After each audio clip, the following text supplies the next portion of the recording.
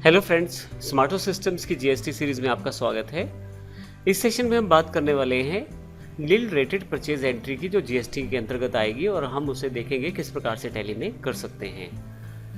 GST में काफ़ी सारी आइटम्स या काफ़ी सारे प्रोडक्ट्स ऐसे हैं जिनको नील रेटेड कैटेगरी में रखा गया है, अर्थात उस पर किसी प्रकार का टैक्स चार्ज नहीं किया जाता। तो अभी के लिए उन्हें नील रेटेड कैटेगरी में डिफाइन किया गया है। ऐसी एंट्रीज के लिए आइए देखते हैं किस प्रकार से हम उन्हें अपने अकाउंट्स में एंटर कर सकते हैं। सबसे पहले इसके लिए हमें 3 अकाउंट्स की रिक्वायरमेंट है। हमने परचेज का एक एंट्री क्रिएट करना है जिसमें नील रेटेड प्रोडक्ट को हम डिफाइन करेंगे। इसके लिए लेज़र हमें चाहिए, एक अलग से लेज़र क्रिएट कर लिया है परचेज नील रेटेड प्रोडक्ट्स के नाम से। फिर हमारे पास यहाँ पे एक हरियाणा का डीलर है, CCC कंपनी का नाम है, CCC हरियाणा सर्टिफिकेटर्स है, और एक स्टॉक आइटम क्रिएट किया है, आइटम नील रेटेड। इसकी एंट्री करके देखते हैं किस प्रकार से हम करेंगे। इसके लिए नवटेक कंप्यूटर्स में ही हमने गेटवे ऑफ टैली के पास हैं, यहाँ से मास्टर्स में अकाउंट्स इन्फो को खोलेंगे, देखेंगे लेजर्स कौन कौन से और कैसे तैयार करने हैं। लेजर्स पर जाता हूँ, यहाँ में अल्टर पे आ जाता हूँ। आपको सभी लेजर्स बनाने हैं, मैंने पहले बना रखे हैं इसलिए अल्टर का प्रयोग कर रहा हूँ। यहाँ से मैं यहाँ मैंने एक अकाउंट क्रिएट किया है परचेज नील रेटेड, एंटर करता हूं इसको मैं। यहां से परचेज अकाउंट्स के अंतर्गत है, ये एप्लीकेबल है, यहां मैं यस कर देता हूं। आप देखेंगे कि यहां पे टैक्सेबिलिटी में मैंने इसे नील रेटेड डिफाइन किया है।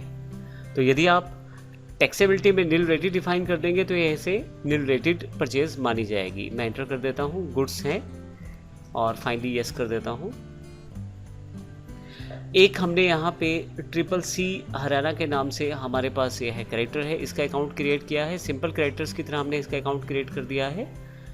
इंडिया का है, हरियाणा का है, और हमने इसका जो GST डिटेल है, यहाँ से मैं इसे यस करूँगा। यहाँ से मैं जो GST डिटेल है वह सेव कर दिया है, हरियाणा के नंबर के साथ यस कर देता हूँ।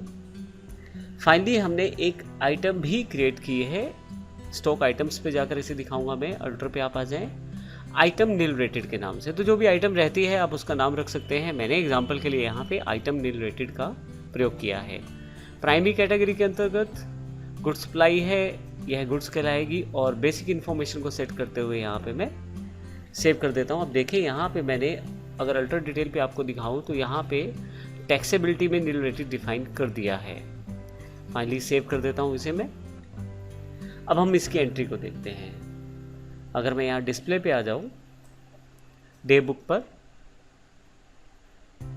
और यहाँ से मैं ऑल्ट F2 के साथ पीरियड डिफाइन कर लेता हूँ। 1/4 से लेकर 31/7 तक का पीरियड डिफाइन कर लेता हूँ यहाँ पे मैं। तो आप देखेंगे CCC हरियाणा की 3 एंट्रीज हैं जो वाउचर 4, 5, 6 पर डिफाइन की गई हैं। तो जो सबसे पहली एंट्री है वह नील रेटेड है। मैं इसे एंटर करके खोल लेता हूँ। इसके लिए सबसे पहले आपको डिफाइन करना है बिल का सप्लायर इनवॉइस नंबर, यहाँ पे डेट डिफाइन की है, पार्टी का नाम CCC हरियाणा है, इसका अकाउंट हम बना चुके हैं, सारी इन्फॉर्मेशन दे चुके हैं। परचेज यहाँ से लेज़र जो है परचेज नील रेटेड मैंने सेलेक्ट कर लिया है। फिर आइटम नील रेटेड ली है मैंने, यहाँ पे 5 पीस हैं, 15,000 रुपये के हिसाब से 75,000 रुपये, और फाइनली इस पर किसी तरह का कोई भी टैक्स चार्ज नहीं हुआ है। मैं यस कर लेता हूँ इसे। तो यहाँ पे मैंने ये एंट्री कर दी। अब यदि आप इसे डिस्प्ले में जाकर स्टैट्यूटरी रिपोर्ट्स में देखें, GST में GSTR 2, क्योंकि परचेज की बात कर रहे हैं तो GSTR 2 में दिखाएगा। तो 8 नंबर यहाँ पे टेबल नंबर यहाँ पे दिखाया गया है, 8 डिफाइन किया गया है नील रेटेड इन्वॉइसेस के लिए। एंटर करेंगे तो इसकी अलग से कैटेगरी है, nil rated, exempted, non GST, URD purchases इत्यादि के लिए। क्योंकि नील रेटेड हमने अभी एंटर किया है, इसको एंटर करें तो आपके पास आपको दिखाई देगा कि जो हमने परचेज किया है नील रेटेड, उसकी एंट्री यहाँ पे डिफाइन की गई है। तो इसे इस तरह से डिटेल में शामिल किया जाता है टैली द्वारा, क्योंकि जब आप रिटर्न्स को भरते हैं तो सारी इन्फॉर्मेशन आप वहाँ पे प्लेस करते हैं। इस प्रकार आप आसानी से इस नील रेटेड आइटम्स की परचेज को डिफाइन कर सकते हैं और स्टोर कर सकते हैं अपने टैली में, और इस प्रकार से हम इसकी एंट्री कर सकते हैं।